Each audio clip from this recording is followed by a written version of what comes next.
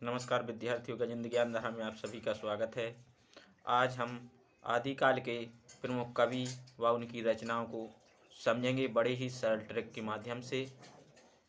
तो इससे पहले हमने आदिकाल के नामकरण के बारे में क्लास लेकर आए थे। आज की क्लास में आदिकाल के कवि और उनकी रचनाओं को लेकर आए हैं। तो आज की इस क्लास को शुरू करते हैं। तो देखिए, पहले कवि आदिकाल के जो हैं वो हैं सरहपा। सरहपा ने जो ग्रंथ लिखा वह ग्रंथ था इनका दोहा कोश। तो देखिए, दोहा कोश को हम याद रखने के लिए एक सूत्र के माध्यम से याद रख सकते हैं, सर दोहा सुनाओ। देखिए, सर से बन जाएगा सरहपा, दोहा से बन जाएगा दोहा कोश। तो इस प्रकार से हम इस रचना और इनके कवि को याद रख सकते हैं आदिकाल के। नेक्स्ट देखिए, संबंधित तथ्य 32 ग्रंथों में जो दोहा कोश था यह सर्वाधिक चर्चित रहा और इन्हें हिंदी का प्रथम कवि कहा जाता है, क्योंकि इन्हें राहुल सांकृत्यायन ने हिंदी का पहला कवि कहा है। और देखें तो देखिए, राहुल भद्र यानी बौद्ध परंपरा में प्रसिद्ध होने के कारण इन्हें राहुल भद्र के नाम से जाना गया और वज्रयानी होने के कारण इन्हें सरोज वज्र के नाम से जाना गया और यह 84 सिद्धों में प्रमुख सिद्ध थे कहा जाता है। यह सहज ज्ञान के प्रवर्तक भी रहे सरहपा। नेक्स्ट कवि थे जो आदिकाल के वो थे धनपाल। तो देखिए, धनपाल ने जो ग्रंथ लिखा वह ग्रंथ था भविष्यंत कहा या भविष्यदंत कथा। दोनों एक ही है, दोनों नामों से जाना जाता है। तो देखिए, इसका जो सरल याद रखने के लिए शॉर्ट ट्रिक यानी सरल सूत्र के माध्यम से इस रचना को और कवि को याद रख सकते हैं। तो देखिए, धन से भविष्य बनता है। तो देखिए, धन से भविष्य बनता है, धन से बन जाएगा धनपाल और भविष्य से बन जाएगा भविष्यंत कथा या भविष्यदंत कथा। तो देखिए, इस प्रकार से इसको याद रख सकते हैं। देखिए, जो भविष्यंत कथा या भविष्यदंत कथा है यह अपभ्रंश का फर्स्ट प्रबंध काव्य है, पहला प्रबंध काव्य माना गया है। तो इस प्रकार से हम धनपाल की रचना और उनके ग्रंथ को याद रख सकते हैं। नेक्स्ट जो कवि हैं वो हैं अब्दुल रहमान। तो देखिए, अब्दुल रहमान का जो ग्रंथ है वह है संदेश रासक।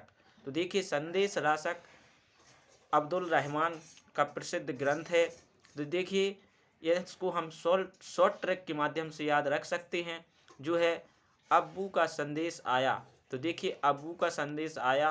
तो देखिए, अब्बू से बन जाएगा अब्दुल रहमान और संदेश से बन जाएगा संदेश रासक। तो इस प्रकार से हम इसको याद रख सकते हैं।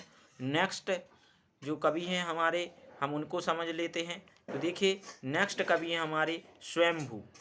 तो देखिए,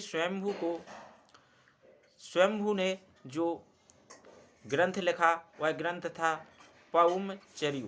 तो देखिए, पउमचर्यु इनके दो ग्रंथ मिलते हैं और ऋठिणेमी चर्यु।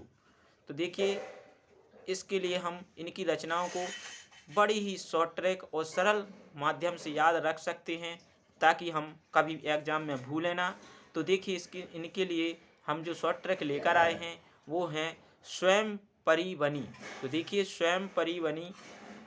तो देखिए, परी से बन जाएगा, पा से बन जाएगा पउमचर्यु और री से बन जाएगा ऋठिणेमी चर्यु। तो देखिए, ये दोनों ग्रंथ, जो पउमचर्यु है वह राम कथा का ग्रंथ है और जो ऋठमणि चर्यु है वह ऋठिमणि चर्यु है, जो वह कृष्ण गाथा से संबंधित ग्रंथ प्रसिद्ध है। तो देखिए, हम स्वयंभू को हिंदी में स्वयंभू को अपभ्रंश का वाल्मीकि भी कहा जाता है और स्वयंभू को कुकवि के नाम से भी जाना जाता है। और देखें तो पउमचर्यु को इनके पुत्र त्रिभुवन ने पूरा किया था। तो देखिए, पउमचर्यु को इनके पुत्र त्रिभुवन ने पूरा किया था। नेक्स्ट कवि को समझते हैं और उनकी रचनाओं को समझते हैं। अगले जो कवि हैं वो हैं पुष्पदंत। तो देखिए, पुष्पदंत की जो रचना है वह है रायकुमार चर्यु और महापुराण। तो देखिए, पुष्पदंत ने कितनी अच्छी ग्रंथ लिखे, इड़य कुमार चर्यु और महापुराण। तो देखिए इन्हें की जो सरल ट्रिक है इनकी रचना और कवि को याद रखने की, वह है पुष्प नए महके। तो देखिए पुष्प नए महके, तो देखिए पुष्प नए महके से नए से बन जाएगा इड़य कुमार चर्यु और महके से बन जाएगा महापुराण। तो देखिए इस प्रकार से हम इनकी रचना और कवि को याद रख सकते हैं। पुष्पदंत, पुष्प नए महके, तो पुष्प से पुष्पदंत, उना से इड़य कुमार चर्यु और महके से महापुराण।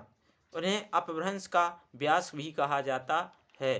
तो इस प्रकार से पुष्पदंत को हम अपभ्रंश का व्यास कहा जाता है। देखिए इससे पहले एक पॉइंट और समझ लेते हैं। अपभ्रंश का फर्स्ट जैन कवि कहा जाता है स्वयंभू को। नेक्स्ट हम अगले कवि को समझते हैं, वह हैं आशगु। तो देखिए आशगु, इनकी जो रचना थी वो थी चंदन वाला रास। तो देखिए चंदन वाला रास इन्होंने एक ग्रंथ लिखा जो बड़ा ही प्रसिद्ध रहा।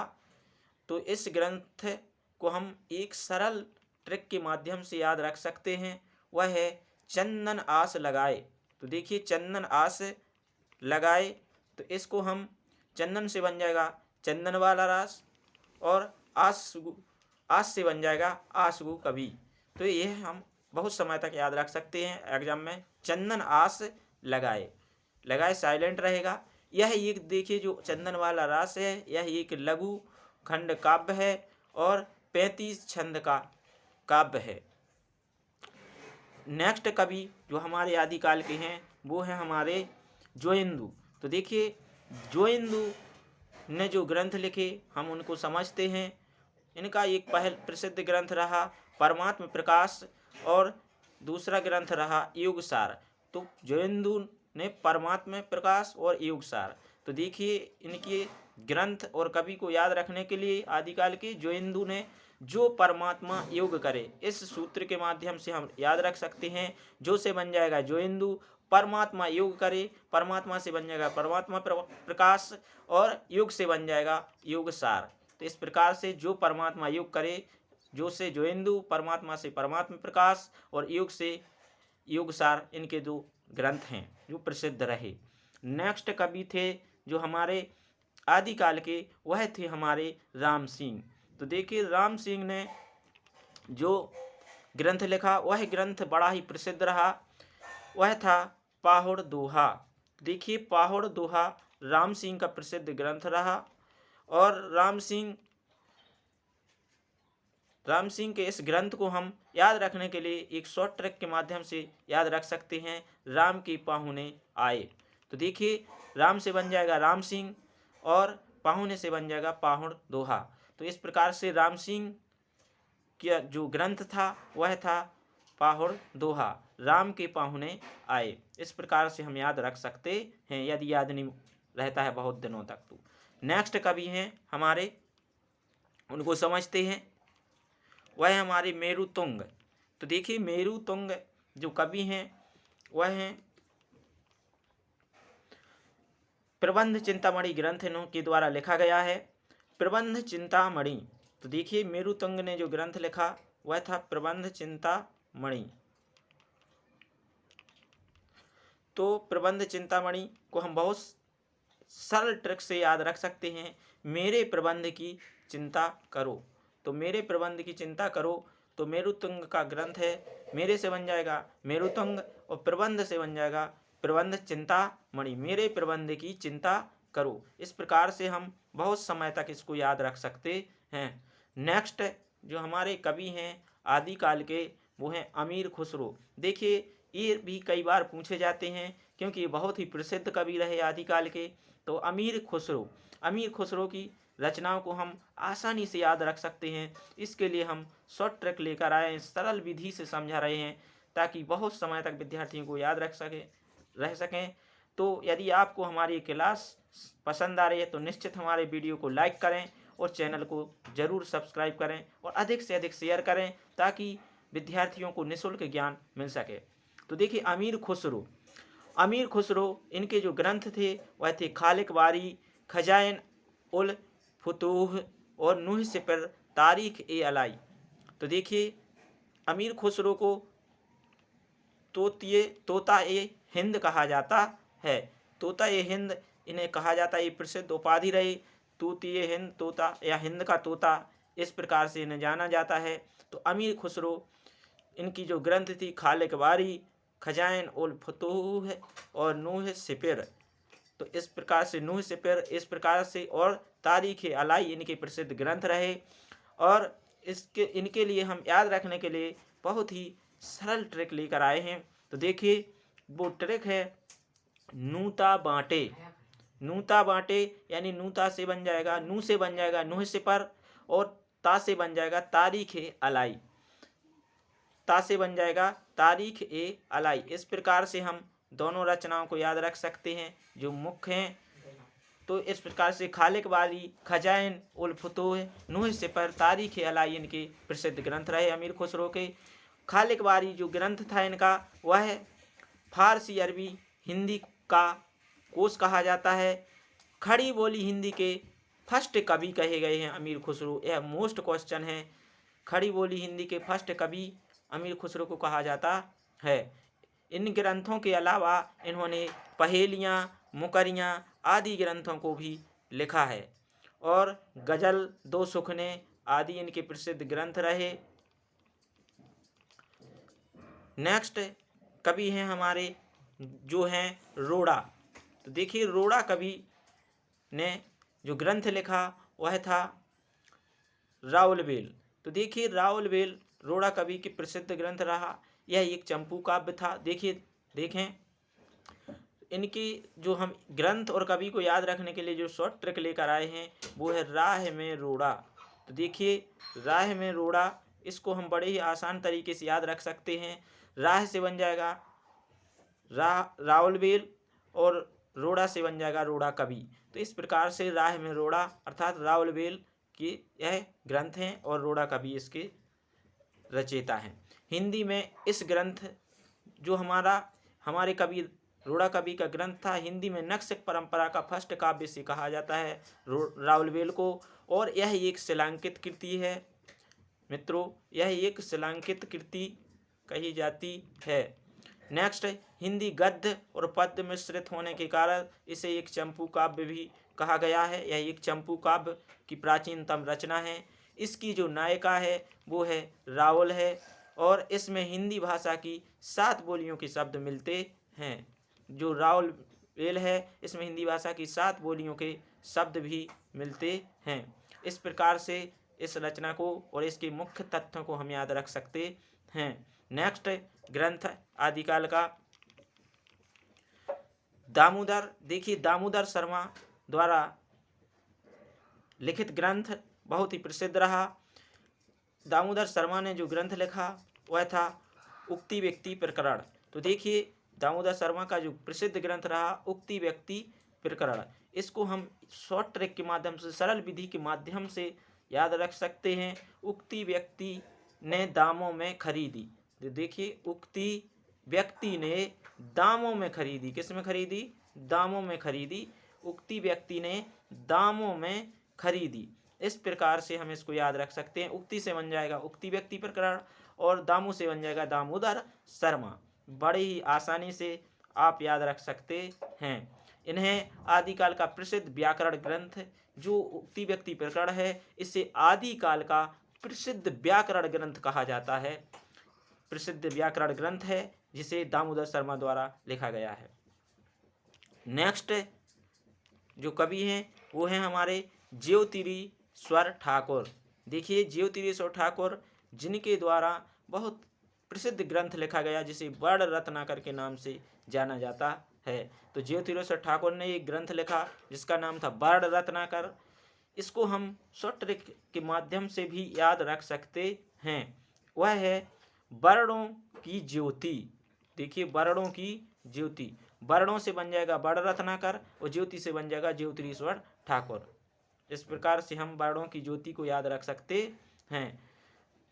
तो ये मैथिली कवि हैं जो ज्योतिरीश्वर ठाकुर हैं, और मैथिली हिंदी में रचित इनका यह ग्रंथ है वो मैथिली गद्य ग्रंथ है। यह गद्य ग्रंथ है। कैसा ग्रंथ है? यह एक गद्य ग्रंथ है। नेक्स्ट हमारे कवि हैं आदिकाल के, जो वो हैं विद्यापति। तो देखिए विद्यापति की रचनाएं रहीं पदावली, कीर्तिलता और कीर्ति पताका। ये बहुत ही प्रसिद्ध ग्रंथ रहे इनके, विद्यापति के। और देखें इनके ग्रंथों को हम याद रखने के लिए एक सरल ट्रिक लेकर आए हैं, वह है विद्या पदों की कीर्ति फैली। कि देखिए विद्या पदों की कीर्ति फैली, तो इसको हम बड़े ही आसानी से याद रख सकते हैं।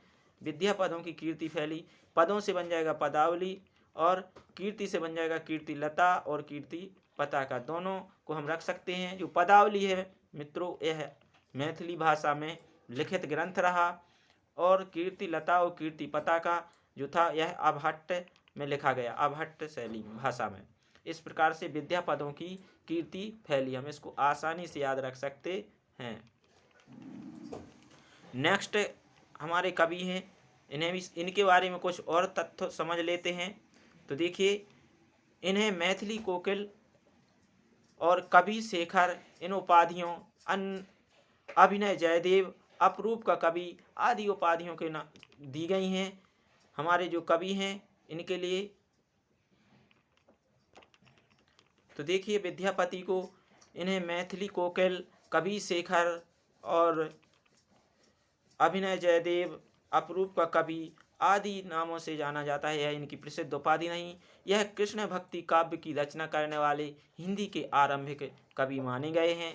तो इस प्रकार से हमने आज प्रमुख आदिकाल के कवियों को समझा। आदिकाल के बहुत सी ग्रंथ हैं। पृथ्वीराज रासो काव्य के चंद्रवरदाई द्वारा लिखा गया है, बहुत ही प्रसिद्ध ग्रंथ रहा। बहुत से ग्रंथ हैं, तो आज हम इतने ग्रंथ लेकर आए हैं। हम नेक्स्ट क्लास में इसके आगे और ग्रंथों को लेकर आएंगे। तब तक के लिए आप गजेंद्र ज्ञानधारा को देखते रहें और निश्चित ही इस क्लास को ज़्यादा से ज़्यादा शेयर करें। अगली क्लास लेकर आएंगे, तब तक के लिए जय हिंद, जय हिंदी।